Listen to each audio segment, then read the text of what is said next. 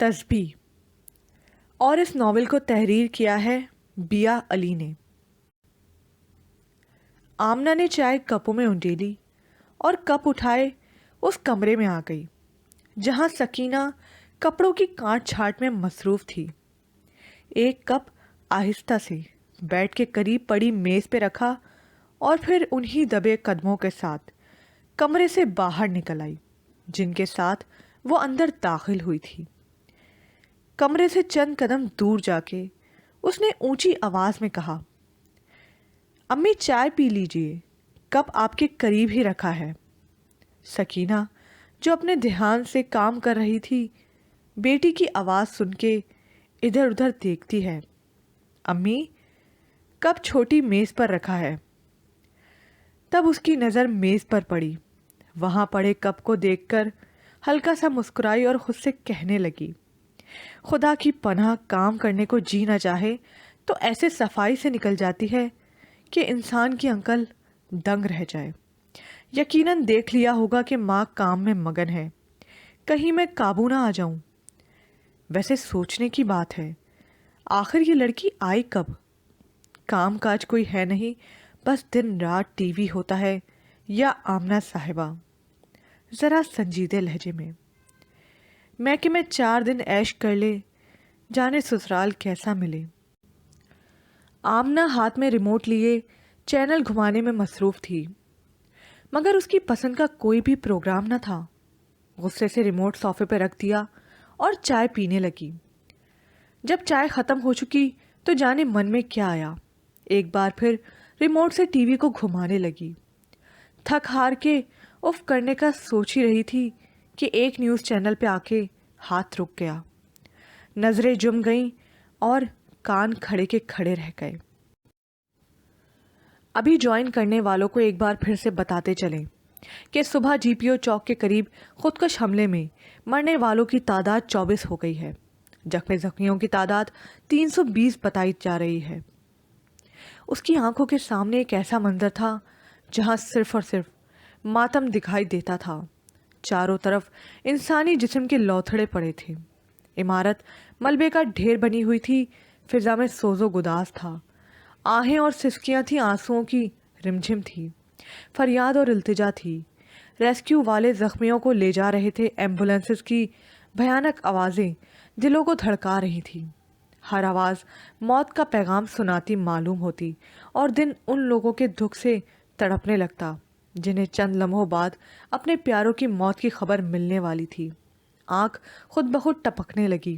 ایک لمحے کو یہ منظر جو نظروں سے اوجھل ہوا تو نیوز کاسٹر نے ایک بار پھر حملے کے بارے میں تفصیلات سے آگاہ کرتے ہوئے کہا، مرنے والوں میں بہت سے پولیس اہلکار اور انٹیلیجنس کے جوان شامل تھے۔ حملے میں زخمی ہونے والوں کو لاہور کے گنگا رام اور میو ہسپتال میں داخل کیا گیا ہے۔ اس قیامت خیز منظر نے اس کی عقل معاف کر دی۔ عمارت اس کی نظر کے سامنے تھی مگر سمجھ نہ پا رہی تھی کہ آخر یہ کون سی عمارت ہے، حالانکہ وہ بارہا انہیں دیکھ چکی تھی، مگر اب ان کا نقشہ ہی بدل چکا تھا۔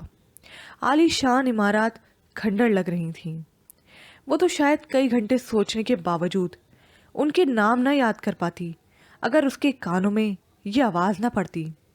اس حملے میں ریسکیو 15 اور سی سی پی او کے دفتر کا کچھ حصہ زمین بوس ہو گیا ہے۔ پولیس نے دھماکے کے مقام اور گرد و پیش سے 6 مشتبہ افراد کو گرفتار کر لیا ہے۔ پولیس ذرائع کے مطابق ریسکیو کی بلڈنگ پر اس وقت 40 جوان ڈیوٹی پر مامور تھے۔ ریسکیو ٹیموں نے موقع پر پہنچ کے ریلیف کام شروع کر دیا ہے۔ وہ یہ سارا منظر دیکھ کر حواس باختہ ہو گئی۔ تب سائمہ اس کے کمرے میں داخل ہوئی۔ ارے آمنہ کہاں ہو؟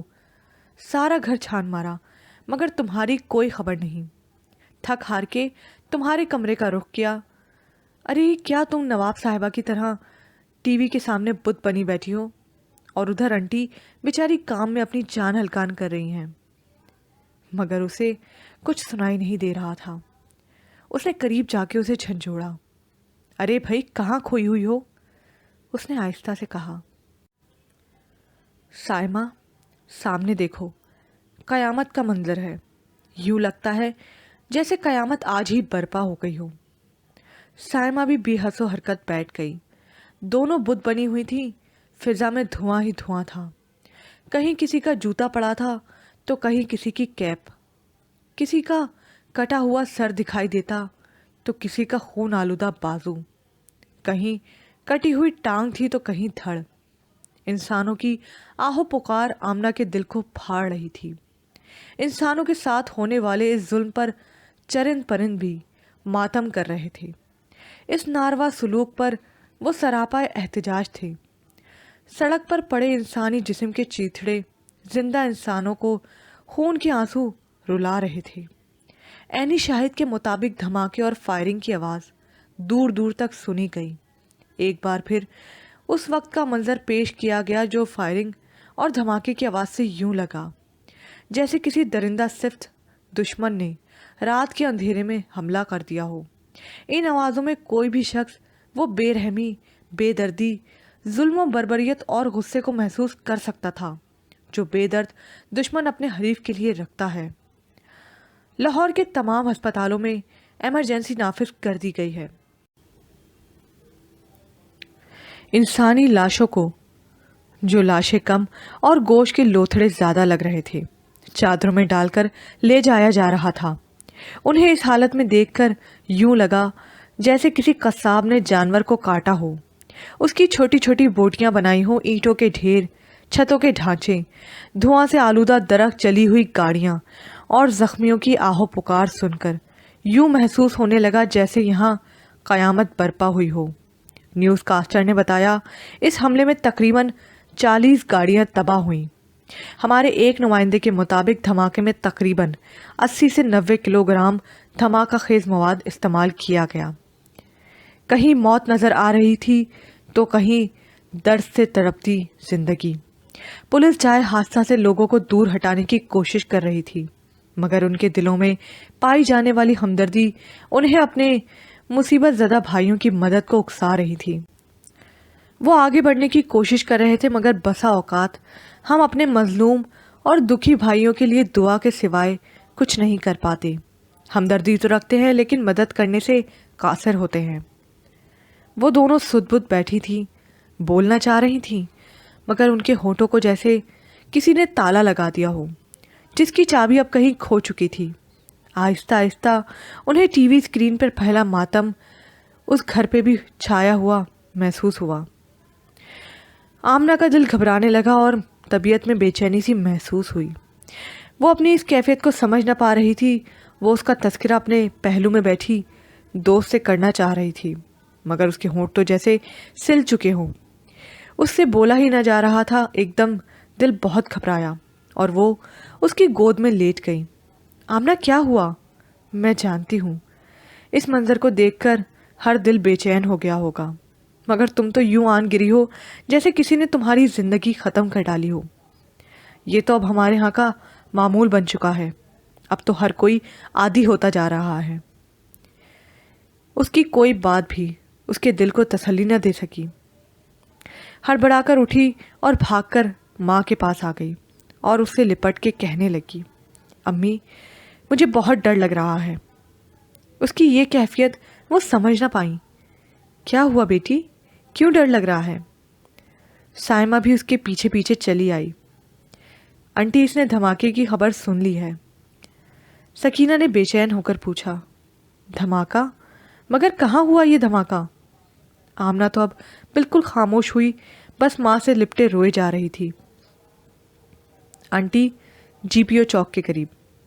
अफसुर्दा होकर कहने लगी, ज़्यादा नुकसान तो नहीं हुआ? आंटी, नुकसान तो बहुत हुआ है, जानी भी और माली भी। वो ज़रा आगे बढ़ी तो हाथ लगने की वजह से टेबल पर पड़ा कप फर्श पर गिरा और टूट गया। सकीना एकदम घबरा गई। ये अच्छा शगुन नहीं। मेरा दिल बेचैन हो रहा है। असद भी आज सुबह का निकला हुआ है। मैंने मना भी किया, मगर कहने लगा, अम्मी, हमारे मुल्क के हालात जाने कब ठीक हों, तो क्या अब हम इस खौफ से घर पे बैठे रहें कि बाहर निकलेंगे तो मारे जाएंगे? वैसे भी आप परेशान मत हों, चंद दिनों में मैं इस मुल्क को हमेशा के लिए खुदा हाफिज कह के लंदन जाने वाला हूँ। अल्लाह मेरे बच्चे को खैरियत से घर लाना। अल्लाह मेरा बच्चा तेरे हवाले है। تو ہی اس کی حفاظت کرنا۔ سائمہ نے تسلی دیتے ہوئے کہا، آنٹی آپ تو خواہ فکر مند ہو رہی ہیں، انشاءاللہ اسد خیریت سے ہوں گے۔ آمنہ جو ماں سے لپٹے روئی جا رہی تھی کہنے لگی، امی مجھے ڈر لگ رہا ہے، بھائی خیریت سے ہوں گے نا؟ ماں نے بیٹی کو چوما، پیار کیا، اسے تسلی دی، مگر ان کا دل بھی بے چین تھا۔ اتنے میں دروازے پہ بیل بجی، وہ گھبرا سی گئیں۔ سکینہ نے اٹھنا چاہا مگر سائمہ نے اسے روک دیا اور خود دروازہ کھولنے چلی آئی۔ وہ ماں بیٹی ڈری سہمی بیٹھی تھی، انہیں یوں لگ رہا تھا جیسے ان کی دنیا میں کوئی ہنگامہ برپا ہونے والا ہے، سب کچھ لٹنے والا ہے، مگر خدا پہ امید رکھے، دل کو تسلی دے رہی تھی کہ سب ٹھیک ہوگا۔ سائمہ نے جب دروازہ کھولا تو اس کے سامنے اسد کا دوست عامر کھڑا تھا۔ اسے دیکھ کر بولی، عامر بھائی آپ؟ آنٹی کہاں ہے؟ اندر، آپ اندر آئیں، میں آتا ہوں۔ وہ گھبرایا ہوا اور پریشان سا لگ رہا تھا، مگر اس نے پوچھنا مناسب نہ سمجھا۔ جب وہ کمرے میں آیا تو وہ دونوں ہڑبڑا کے اٹھ کھڑی ہوئیں۔ اس نے تعظیمانہ سلام کیا، وعلیکم السلام بیٹا، تم اکیلے آئے ہو؟ اسد کہاں ہے؟ وہ تو صبح تمہارے ساتھ گیا تھا، اسے کہاں چھوڑ آئے ہو؟ ایک ہی سانس میں انہوں نے کئی سوال پوچھ ڈالے۔ وہ کچھ بھی کہنے سے گھبرا رہا تھا، اتنے میں ان کے کانوں میں ایمبولنس کی آواز پڑی۔ وہ ڈر گئیں۔ سائرن آہستہ آہستہ تیز ہو رہا تھا۔ اسد کہاں ہے؟ میں نے پوچھا اسد کہاں ہے؟ لڑکھڑاتے لہجے میں وہ بولا، آنٹی اسد گیا تو میرے ہی ساتھ تھا، مگر مجھے کسی کام سے جانا تھا، اس لیے وہ خرم کو ساتھ لے گیا۔ شکر ہے خدا کا، میرا بیٹا بخیریت و عافیت ہے، وہ بولی۔ ایمبولنس کا سائرن تیز ہوتا جا رہا تھا اور پھر ان کے دروازے کے سامنے آ کے وہ آواز کہیں ڈوب گئی۔ سب بھاگ کر کمرے سے باہر نکلے۔ دروازے پہ اب دستک ہو رہی تھی۔ سکینہ نے گھبرا کے عامر کو دیکھا، اس کی آنکھوں میں ایک سوال تھا۔ وہ آگے بڑھا، دروازے کے پاس آیا اور گیٹ کھول دیا۔ سائمہ بیٹی دیکھو تو، یہ عامر گیٹ کھول رہا ہے جیسے کسی گاڑی نے اندر آنا ہو۔ کتنا پاگل ہے نا، جانتا بھی ہے ہمارے پاس کوئی گاڑی نہیں۔ جو ہی گیٹ کھلا کچھ لوگ ایک اسٹریچر اٹھائے اندر داخل ہوئے۔ ماں بیٹی ڈر گئیں، ایک دوسرے کو دیکھا جیسے پوچھ رہی ہوں یہ کس کی میت ہے اور ان کے گھر کیوں لائی جا رہی ہے۔ میت صحن میں رکھنے کے بعد وہ پلٹ گئے۔ گیٹ بند ہو گیا۔ دروازے سے انہوں نے خرم کو داخل ہوتے دیکھ لیا تھا۔ اس کے سر پہ پٹھی بندھی ہوئی تھی اور وہ لڑکھڑا کر چل رہا تھا۔ اسے اس حالت میں دیکھ کر وہ تینوں پریشان ہو گئیں۔ لوگ ان کے گھر میں داخل ہو رہے تھے، مگر اس صورتحال کے باوجود وہ کچھ نہ سمجھ پا رہی تھیں۔ سکینہ عامر کے قریب آئی، یہ کیا ہے؟ لوگ ہمارے گھر کیوں آ رہے ہیں؟ تم کچھ بولتے کیوں نہیں؟ اسد کہاں ہے؟ بولو، اسد کہاں ہے؟ آمنہ خرم کے پاس گئی اور اسے اسی قسم کے سوال پوچھنے لگی۔ سائمہ چپ چاپ بت بنے کھڑی ادھر ادھر دیکھ رہی تھی۔ عامر جو کافی دیر سے اپنے آنسوؤں کو روکے ہوا تھا رو دیا۔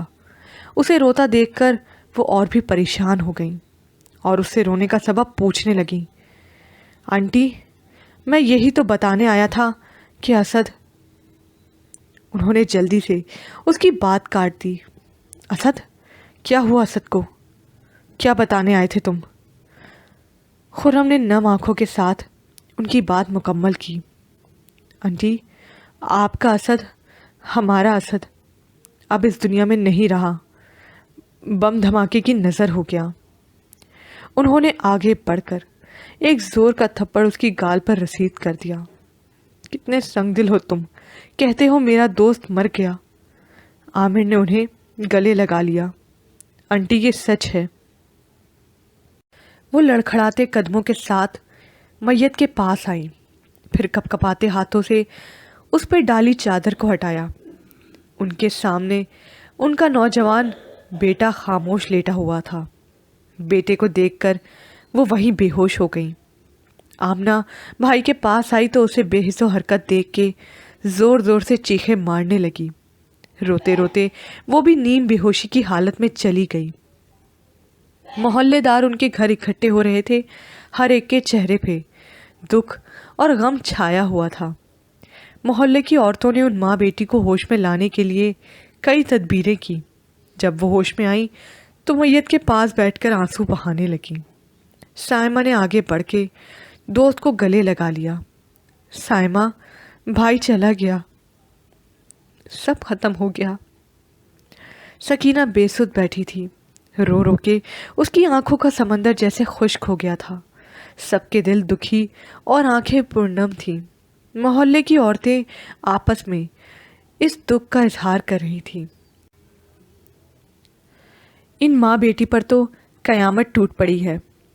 آج تو اس گھر سے ساری خوشیاں ہی اٹھ گئی ہیں۔ خدا غارق کرے ان کو جو گھروں کے چراغ بجھا دیتے ہیں۔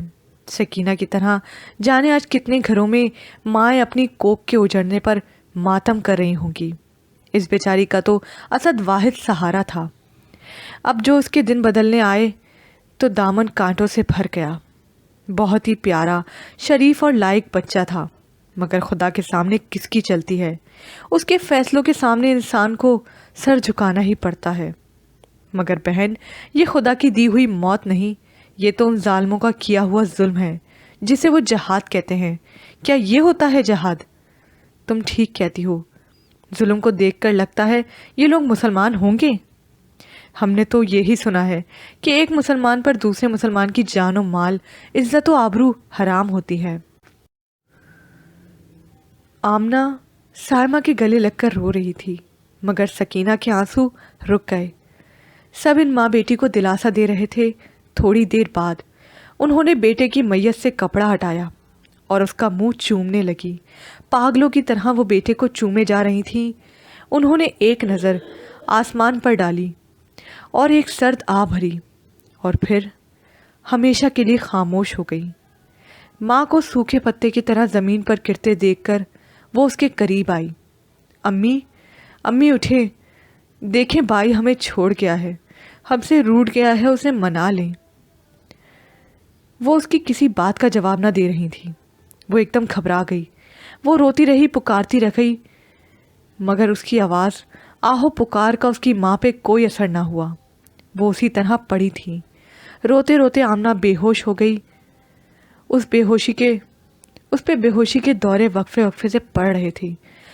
بھائی اور ماں کی موت نے اس کی حالت پاگلوں کی سی کر دی۔ جب وہ ہوش میں آئی تو خود کو ہسپتال میں پایا۔ اس کے ساتھ کیا ہوا، کون اسے یہاں لایا، اسے کچھ یاد نہ تھا۔ بس یاد تھا تو اتنا کہ اس کا بھائی بم دھماکے میں مارا گیا ہے۔ ہوش میں آ کر اس نے ادھر ادھر دیکھا تو اپنے پاس عامر کی ماں کو تسبیح کرتے پایا۔ آنکھیں کھولتے ہی اس کی زبان پر یہ سوال تھا، آنٹی، امی کہاں ہیں؟ اسد بھائی؟ بھائی کا نام لیتے ہی اس کی آنکھیں اشکبار ہو گئیں۔ بیٹی، بہادر بنو، تمہیں یہ سب جھیلنا ہوگا، کیونکہ ہماری زندگیاں، ہمارے غم اور ہماری خوشیاں سبھی اس ذات باری تعالیٰ کے ہاتھ میں ہیں۔ ہمارا کام تو صرف اس کی مرضی کے سامنے سر نگوں ہونا ہے۔ مگر آنٹی، امی، اتنے میں عامر اور خرم اندر داخل ہوئے۔ اس کو دیکھ کر انہوں نے چہروں پر مسکراہٹ بکھیر لی اور اس کی خیریت معلوم کی۔ وہ خاموش تھی، اپنے بارے میں کچھ نہ جانتی تھی، اس کو بس ماں کے بارے میں سوال کرنا تھا اور وہ کیے جا رہی تھی۔ عامر نے اس کی توجہ ہٹانے کو جوس کا گلاس اس کی طرف بڑھایا۔ گلاس تو اس نے پکڑ لیا، مگر جوس پینے کے بجائے پاس پڑی میز پر رکھ دیا۔ وہ بار بار سوال دہرا رہی تھی۔ اس کے اس سوال کا وہ کیا جواب دے سکتے تھے؟ ان کے مرجھائے چہرے اسے بے چین کیے جا رہے تھے۔ انہوں نے اس کی توجہ ہٹانے کو ادھر ادھر کی ہانکنا شروع کر دی، مگر اس کی سوئی تو ایک نقطے پر آ کر اٹک گئی تھی۔ رفت نے اسے گلے لگا لیا۔ بیٹی، تمہاری ماں اب اس دنیا میں نہیں رہی۔ یہ سننا تھا کہ اس کی حالت بگڑ گئی۔ عامر بھاگ کے ڈاکٹر کے پاس گیا۔ ڈاکٹر نے اس کا چیک اپ کرنے کے بعد اسے نیند کا انجیکشن لگا دیا۔ انہیں کوئی بہت بڑا شوق پہنچا ہے، مگر گھبرانے کی کوئی بات نہیں، بس اللہ سے دعا کریں۔ رفعت نے دکھ بھرے لہجے میں کہا، بھلا ہم اس کے لیے دعا گو نہ ہوں گے؟ مگر ڈاکٹر صاحب، اس بچی پہ جو دکھوں کے پہاڑ ٹوٹا ہے وہ کم نہیں۔ آنٹی، دکھ تو ہماری زندگی کا حصہ ہے، ہمیں بس خدا سے رحم مانگتے رہنا چاہیے۔ جب اسے ہوش آیا تو اس کا چیک اپ کرنے کے بعد ڈاکٹر نے اسے گھر جانے کی اجازت دے دی۔ آمنہ اپنے گھر جانا چاہتی تھی، مگر کوئی بھی اسے وہاں بھیجنے کو تیار نہ تھا۔ سب نے اسے سمجھایا کہ اس کا وہاں رہنا مناسب نہیں۔ اگر اس کی ماں زندہ ہوتی تو الگ بات تھی، مگر اب وہ تنہا ہے۔ آخر سب کے کہنے پر وہ عامر کے گھر آ گئی۔ وہ اور اس کی ماں اس کا بہت خیال رکھتے، مگر وہ یا تو روتی رہتی یا چپ چاپ کسی کونے میں جا کر بیٹھ جاتی، نہ کھاتی نہ پیتی۔ وہ اس کا دل بہلانے کی ہر ممکن کوشش کرتے، مگر اس نے تو جیسے چپ رہنے کی قسم کھا رکھی ہو۔ دن بدن اس کی حالت خراب ہونے لگی۔ اسے ایک بار پھر ہسپتال میں داخل کروانا پڑا، اور جب وہ گھر آئی تو ڈاکٹر نے انہیں مشورہ دیا کہ وہ اس سے زیادہ ماضی کی باتیں کریں۔ عامر ہر وقت اسد کا تذکرہ چھیڑے رکھتا، اس حادثے کا ذکر کرتا جس نے اس سے اس کا سب کچھ چھین لیا تھا۔ ڈاکٹرز کا کہنا تھا اگر یہ روئیں گی تو شاید جلد اس دکھ سے باہر نکل پائیں گی۔ کبھی وہ عامر کی حرکات پر ہنسنے لگتی اور کبھی رو دیتی۔ آمنہ، میں بالکل اسد ہوں نا؟ نہیں بھائی، آپ اسد نہیں، آپ عامر ہیں۔ اسد مت بنے، کیونکہ اسد مر جاتے ہیں۔ میں آپ کو کھونا نہیں چاہتی۔ دونوں ماں بیٹے نے اسے چوما، پیار کیا اور دلاسا دیا۔ یہ ایک پہاڑی علاقے کا منظر ہے۔ یہاں حسن چار سو نظر آتا ہے، اونچے اونچے درخت، دور دور تک پھیلا سبزہ، بہتی جھیلیں، گرتے آبشار، اونچے اونچے پہاڑ جنت کا منظر پیش کر رہے تھے۔ نہ شہر کی بے ہنگم ٹریفک کا شور، نہ جگہ جگہ پھیلا کوڑا کرکٹ، اور نہ ہی آبادی کا سیلاب۔ ہر سو سکون ہی سکون ہے، پرندوں کی چہچہانے کی آوازیں دل کو فرحت بخشتی۔ اس ویران علاقے میں پہاڑوں کے دامن میں ایک ٹوٹا پھوٹا سا کمرہ نظر آ رہا تھا۔ اینٹوں اور گارے سے بنے اس کمرے میں کافی کرسیاں پڑی ہوئی تھیں۔ کچھ دیر پہلے تک یہ خالی تھیں، مگر اب فل ہونے لگی تھیں، اور چند ہی لمحوں میں سارا کمرہ بھر گیا۔ لوگوں کے آ جانے سے اس ویران کمرے میں رونق آ گئی۔ کافی دیر شور رہا اور پھر خاموشی طاری ہو گئی۔ سبھی کا لب و لہجہ، شکل و صورت مقامی لوگوں سے مختلف ہے۔